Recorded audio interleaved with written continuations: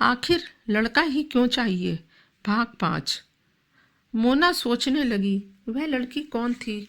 व्यांश के साथ। व्यांश ने मुझे बताया भी नहीं। खुद के मन को बहलाते हुए मोना ने कहा, मैं भी क्या सोच रही हूँ। शहर में तो लड़का लड़की सब साथ उठते बैठते हैं, साथ काम करते हैं। होगी कोई व्यांश की दोस्त। व्यांश के आने की बात से मोना के मन को थोड़ी राहत मिली। 3 महीने मोना ने इसी इंतजार में गुजार दिए कि व्यांश वापस आएगा। मोना का इंतजार सफल भी हुआ और व्यांश 3 महीने बाद घर लौट आया। मोना ने जैसे ही व्यांश को देखा, उसकी आंखें खुशी से चमक उठी। वह भागकर व्यांश के गले जा लगी और उसका माथा चूम लिया। तू आ गया बेटा। आता कैसे नहीं माँ, मुझे तो वापस आना ही था। मुझे पूरा भरोसा था तो जरूर आएगा। वह सविता भाभी पता नहीं क्या क्या बातें बोल रही थी, पर मैं जानती थी मेरी परवरिश इतनी कमज़ोर नहीं हो सकती। आप तो दुनिया की सबसे अच्छी माँ हैं। अब आप मेरे साथ शहर जाकर रहेंगी। मैं कैसे? मैं तो कभी शहर गई भी नहीं बेटा। और वहाँ के तौर तरीके, रहन सहन सब यहाँ से बिल्कुल अलग है। मैं कैसे रह पाऊँगी वहाँ बेटा? मैं कब काम आऊँगा? मैं हूँ ना, सब हो जाएगा। आप चिंता मत कीजिए। चल आजा, अब तू भी जल्दी से हाथ मुंह धो ले। मैं तेरे लिए खाने को कुछ लाती हूँ। व्यांश ने हाँ में सिर हिलाया और चला गया। मोना अंदर व्यांश का पसंदीदा खाना बनाने लगी।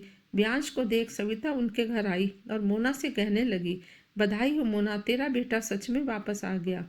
तू बड़ी खुशकिस्मत है रे भाभी। मैंने आपसे कहा था ना, मेरा बेटा जरूर आएगा। मुझे अपनी परवरिश पर पूरा भरोसा था। और देखो, व्यांश आ भी गया। कल ही हम यहाँ से शहर चले जाएंगे। उसकी बातें सुनकर सविता हैरान रह गई। यह कहा जाता है कि पड़ोसियों को दूसरे की खुशी हजम नहीं होती। सविता ने फिर से अपना राग अलापना शुरू कर दिया कि शहर जाकर व्यांश को बिल्कुल आज़ादी मत देना। अगर मेरा कहना नहीं माना तो बाद में बहुत पछताएगी। शहर की हवा लग गई ना तो बेटा हाथ से निकल जाएगा। किसी की कामयाबी देखकर दूसरे लोग हितैषी बनकर ऐसा जहर घोलते हैं कि बस सामने वाले का मन दुखी हो जाता है। यह काम सविता ने पहले भी किया और अब उसने वही करने की कोशिश की, लेकिन मोना उसकी बातों में नहीं आई। सविता के मनसूबे पर पानी फिर गया और वह वापस चली गई।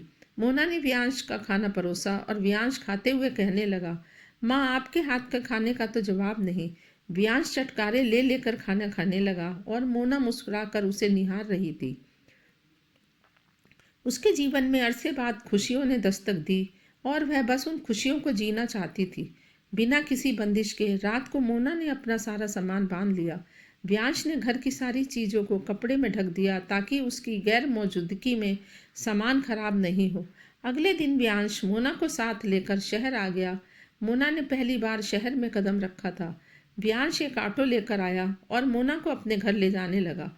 मोना ऑटो से बाहर जाते हुए वहाँ की बहुमंजिला इमारत को निहारती रही।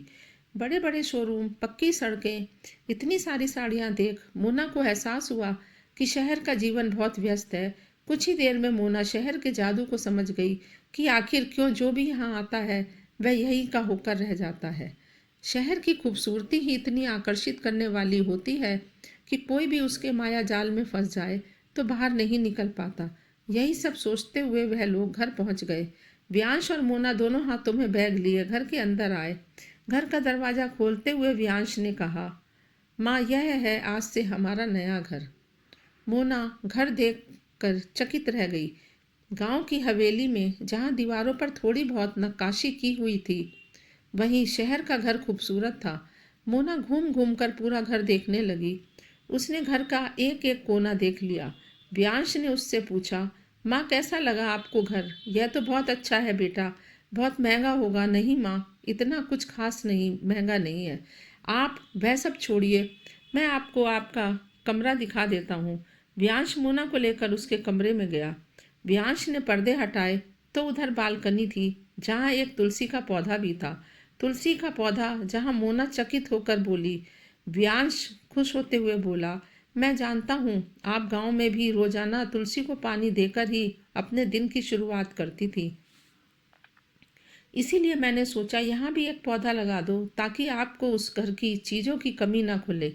उसकी बातें सुनकर मोना का दिल खुशी से भर गया। वह सोचने लगी कि कितना ख्याल रखता है मेरी छोटी छोटी बातों का। सच में मैंने कोई बहुत ही अच्छे कर्म किए होंगे, तभी मुझे वियांश जैसा बेटा मिला। उसकी आंखों में आंसू आ गए। मोना ने जल्दी से उन्हें साफ किया और वह दोनों कमरे से बाहर आ गए। मोना वियांश से बोली, मैं चाय बनाने जा रही हूँ, तू सामान लगा। वियांश ने सिर हिला दिया तो मोना रसोई घर में चाय बनाने चली गई।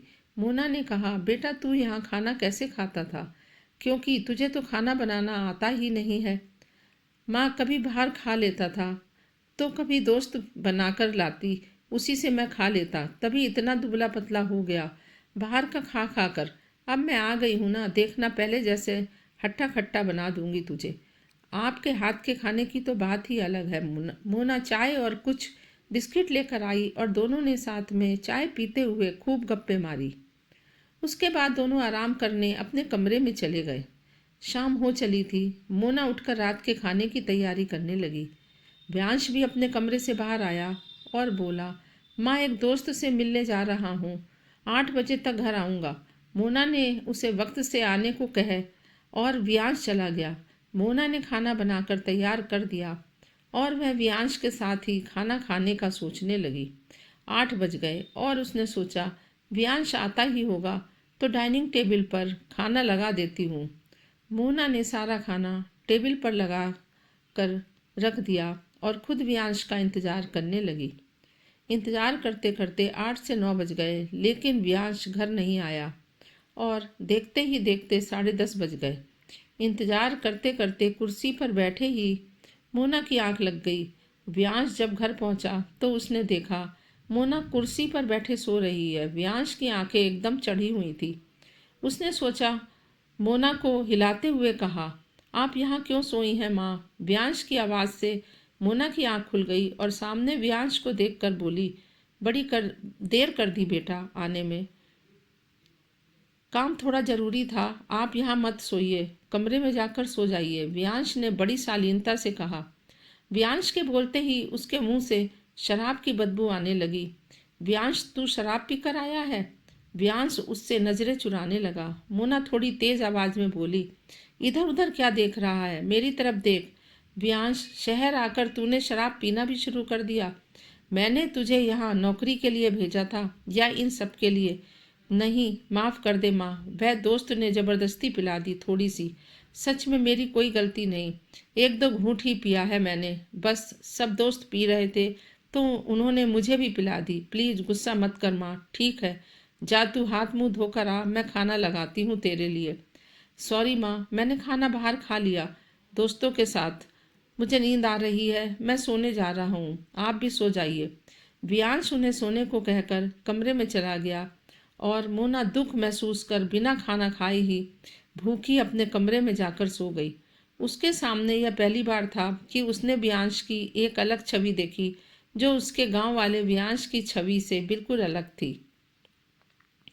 मोना के दिमाग में सविता की कई बातें घूमने लगीं कि शहर जाकर अपने बेटे पर थोड़ी लगाम लगा कर रखना, कहीं शहरी माहौल में खो ना जाए। चाहते हुए भी मोना अपने जहन से ख्याल नहीं निकाल पा रही थी कि उसका बेटा उसका नहीं रहा। अगली सुबह वह सूट पहनकर ऑफिस जाने के लिए तैयार हो गया। मोना ने उसके लिए नाश्ता बना दिया और टिफ़िन भी पैक कर दिया। व्यांश ऑफिस के लिए निकल गया। शेष कहानी अगले भाग में।